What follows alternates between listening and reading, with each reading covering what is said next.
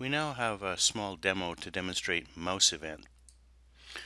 We have the usual imports that we need at the top and the usual other things that you're familiar with now at the top.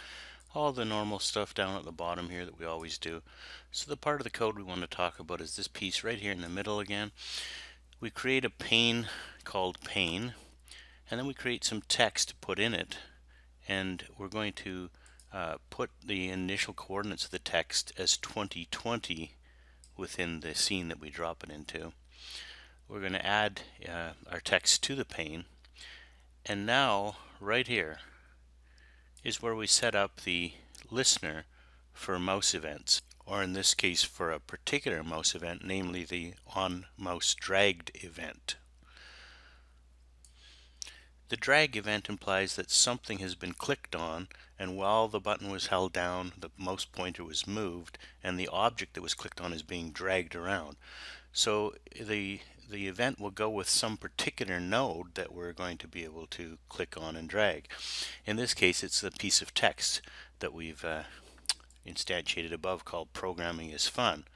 So what we're going to do is we're click on that piece of text, and then we're going to query, or we're going to set up the event handler for set on mouse dragged. So whenever this piece of text is dragged, this event handler right here will execute. And what this does, of course, is it simply sets the X and Y coordinates of the text to match the X and Y coordinates of the mouse. So in other words, the text is going to drag around with the mouse while we're holding it and dragging it.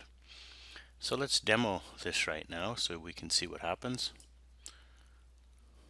So here is what comes up. There's our text. Notice it's at 2020, so it's 20 down from the top. It's this bottom corner of the P here, and 20 over from the left hand side. And now when we click here, nothing happens. So if there were other objects that we tried to drag, nothing would happen to them. But when we click on this text and then move it a little bit, that's considered a drag. And as soon as we drag the text, then our method for handling that on mouse drag is going to execute, resetting the position of the text to match the tip of my cursor here. And remember, I mentioned many times now that the coordinates of text are such that the 0, 0 section of the text, in other words, the point of the text that we're actually specifying is the bottom left corner. So it's the tail of that P right there. And so wherever we specify the text coordinates to be, it's going to be that tip, the tail bottom of the P is going to go to those particular coordinates. Hence, that particular stem on the P is what's following my mouse cursor around. And the whole time I've been demonstrating this, I've been holding that mouse button down.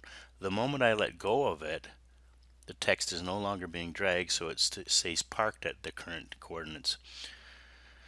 Notice that when I click on it way over here, the first thing that's going to happen is going to jump over so that the tail of the P matches the cursor. So watch what happens. I push the button, but I haven't moved it, and I begin to move the mouse, and boom. Now the coordinates of the tail of that P match the mouse pointer. So that would be true even if I click it way over here on the end.